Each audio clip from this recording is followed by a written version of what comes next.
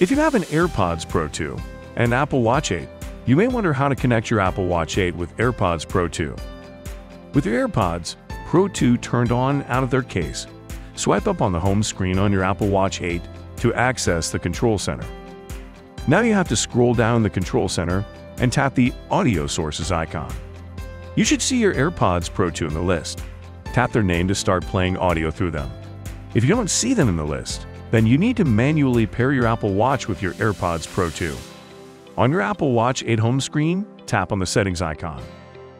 Now in the settings menu, tap on Bluetooth. Now if the AirPods Pro 2 does not show up, then pair them manually.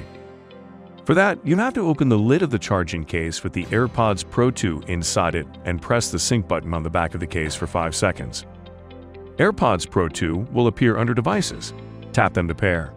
Now, you should be good to go.